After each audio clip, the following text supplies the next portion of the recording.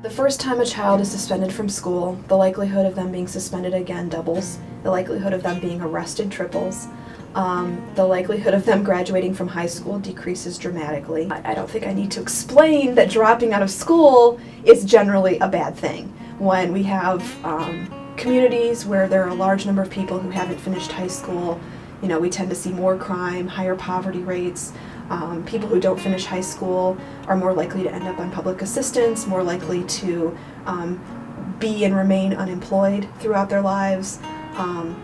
One shocking statistic I saw recently is that approximately 82% of adults in Ohio's criminal justice system, in our prisons, don't have high school degrees. When people come in contact with law enforcement at young ages, when they start experiencing contact as juveniles, then that can move people deeper into the system later in life. And then we also lock people up here for things they just wouldn't be locked up for in other parts of the world.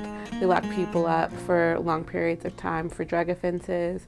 We also sanction people for property offenses, even serious property offenses, for longer periods of time than they would be sentenced to in other parts of the world. So those are a range of different factors that explain our mass incarceration problem and why we have so many people who are incarcerated. Lawmakers who came up with this idea that if a person is sentenced, if they're convicted of this particular crime, they have to do this mandatory minimum amount of years in prison before they can be released.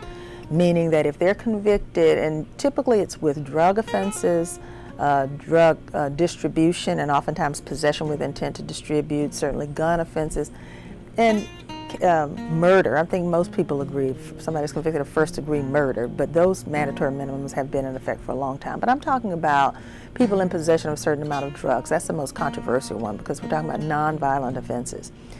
And these laws are in the books in our federal system, and in all 50 states have some form of these mandatory minimum sentences. And they're very, very harsh sentences. Some of these sentences are 5, 10, 15, 20 years that you have to do before you can even be considered for release. In the 1980s and the 1990s, as we got tough on crime, as we ratcheted up penalties under our criminal codes and our sentencing laws, as we got tough and more punitive all around, we also gave birth to an expansion, a dramatic expansion in breadth and depth of what we call collateral sanctions. Collateral sanctions, collateral consequences represent civil consequences. Consequences that speak to employment, consequences that speak to housing, consequences that speak to disenfranchisement, the opportunity or lack of opportunity to vote. And the reality is, unless we take dramatic steps to talk about the consequences and to reconsider the consequences, we are turning loose and returning to the community hundreds of thousands of people every year that will live fractured lives, live lives of fractured citizenship, and will feel forever excluded and not included in our communities. The vast majority of work we do, the vast number of people we represent didn't commit a serious violent felony. They committed a nonviolent crime. They probably have an addiction problem, or they have a mental health problem, or both. It's about 10,000, maybe even more, people who are in prison today in Ohio are low-level, low-risk offenders. That means they committed a very low-level crime, may have possessed some drug, and when you look at their risk factors, are they likely to be a criminal doing this again? Are they likely to harm somebody? They come out on low-risk factors, that they're very unlikely to commit more serious crimes.